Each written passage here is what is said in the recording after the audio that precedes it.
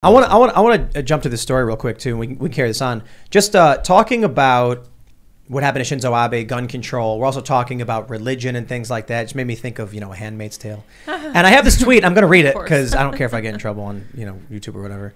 So I tweeted, the good news is that once guns are banned, the handmaidens will have no way to fight back against fascists and will be forced to carry babies for fat incels. Mm. Wow.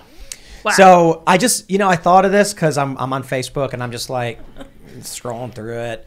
And then I see an individual who posted 2 memes.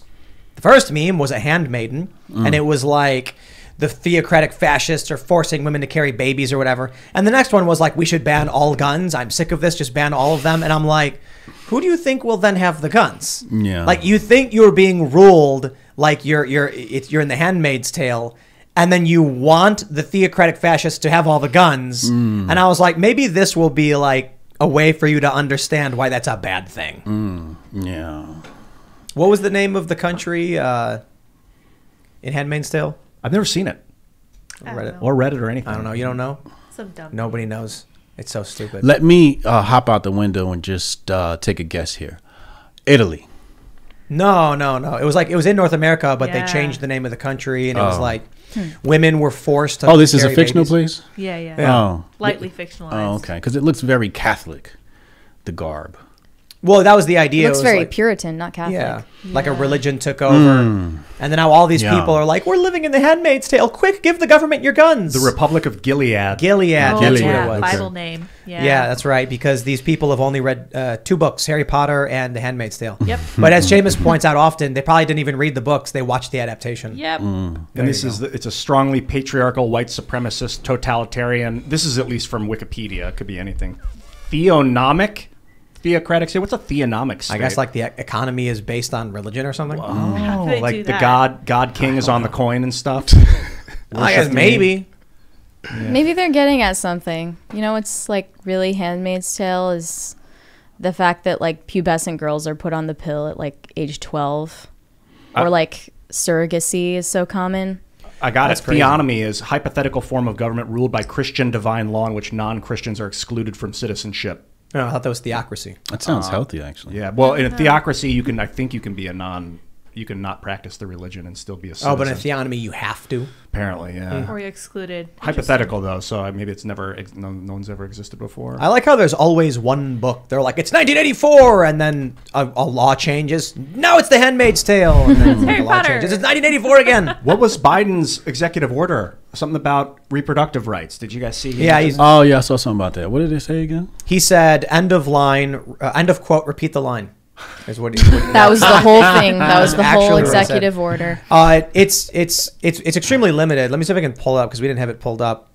There's not a whole lot that he can do, but we do have the story here. If it loads, we're being. Yeah, I had some slow internet. Timcast.com is giving us the business. I it's the debated a internet. congressional candidate, a Democrat congressional candidate on that topic, Roe v. Wade and the decision, and she actually capitulated at the end. Really? Wow. Yeah. Like what was your stance? Like what were you saying?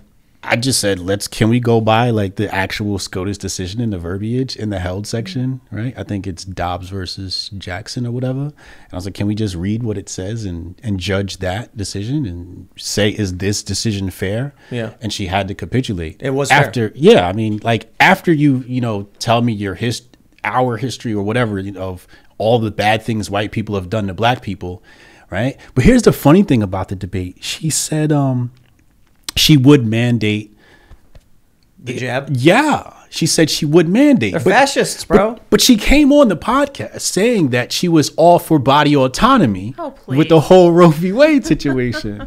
And I'm just like, how do you even? So I said to her, I said, They're not. you just sat here and told me every reason why we can't trust white folk. And then all of a sudden, when it comes to this, all of a sudden it's like, we got to listen to them. And I'm just like. It's because it's not about women's health care. It's about control. You got really. It is. It is about control because if you look at if Roe v. Wade was never overturned, that means that SCOTUS can weigh in on birth rights. Let me eliminate or keep a baby. I just got to say it, leftists, you're in a cult, and I'll tell you why. Abortion is defined by the CDC as the terminating a pregnancy in a way that does not result in a live birth.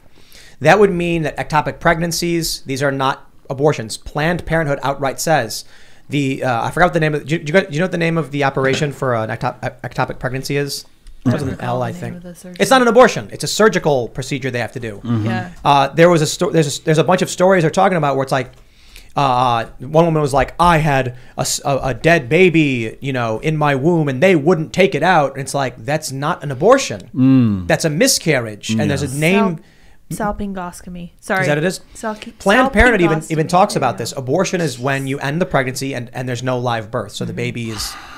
But that's the abusive language. Well, the problem is these people don't understand that. So they're like, I see these memes and they go, it's not about pro-life. It's about controlling women. And it's like the Supreme Court did not ban abortion. Yeah. Okay, you're talking about Texas? Yeah. Take it up with Texas. Right. Yeah. But when the Supreme Court goes, we do not have the authority over the states, and they cry about it, they're fascists. They're the authoritarians who want to control you and have no logic behind their morality. The problem is the Supreme Court's acknowledging they don't have the right to decide for people. Right. But why would they give that power to the governors? Like a governor can decide for its entire state. Because that's how the Constitution works. Yeah.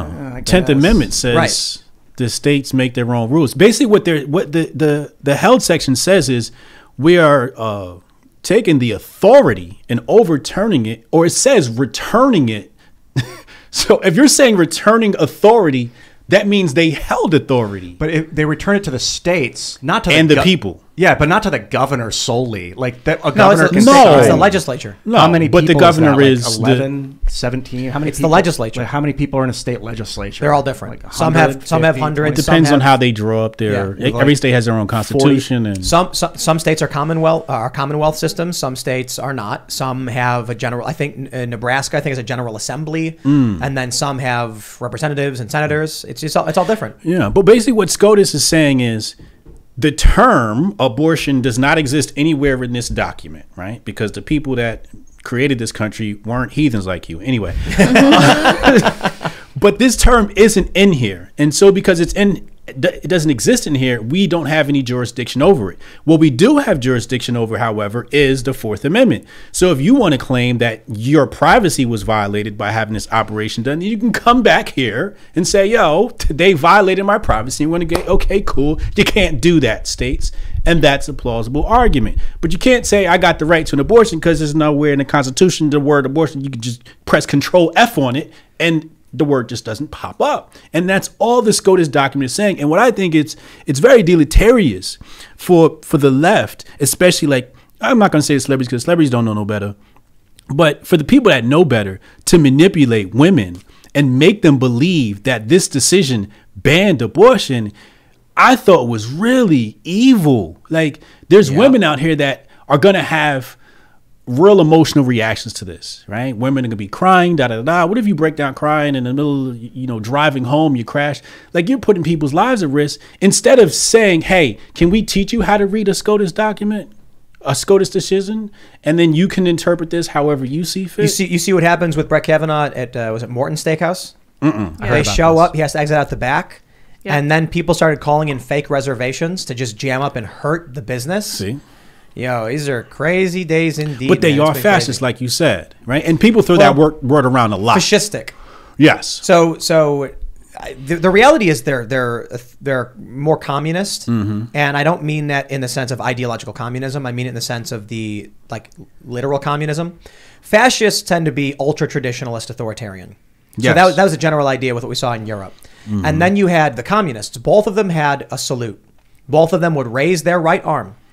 The Nazis would do the open hand Roman salute, and the communists would do the closed fist red salute. Today, you can walk down the street and do the communist salute, the red salute, and nobody bats an eye. Right. Don't go around doing the Nazi salute; people will beat you up. Right. So with Europe, you had people who wanted to erase culture, like in China, for instance, the Culture Revolution. They wanted to purge the old. The fascists wanted to return to tradition. These people want to purge tradition. They want to purge religion. They want to purge tradition. They want to create a new system. They are amoral authoritarians. So it is more in the communist vein. Yeah. Oh, it's definitely communist. But communism, and so I think communism is the mechanism with which fascism is empowered, because I define fascism as being the control of the economy, right? And communism is like the process of centralizing everything. Even when you look at the 10 planks of Marxism, I always talk about this. The word centralization pops up in there twice, right? Centralization of credit within the hands of state and centralization of communication, right? And we're starting to see in the United States, there is, FCC obviously exists, but there is a centralization of communication and press because it's all the same people, right? So you see that, popping up in the United States. But I see I see the United States as being a communist utopia already. Like if Marx was alive today, he'd be like, damn, y'all are good. He'd really love it. Because people don't know that they're living in a communist state. People think they're living in a capitalist state. It's like, no, the capitalism is supporting the communism. And it's and if that, right, you look at what China's doing. I love the political compass that someone took it and then folded the left and the right together and put China, because they're communists, but they use market forces and systems as a means of control. Thanks for checking out this segment from the Timcast IRL podcast. But if you want to check out the full show live, tune in Monday through Friday at 8 p.m. And if you want more special access content, head over to timcast.com and become a member. Your membership helps sustain this company, keep our journalists employed, makes this show happen, and you will get access to exclusive members-only segments of the Timcast IRL podcast, and there's a massive library to check out. So again, go to timcast.com or tune in Monday through Friday at 8 p.m., and we'll see you all there.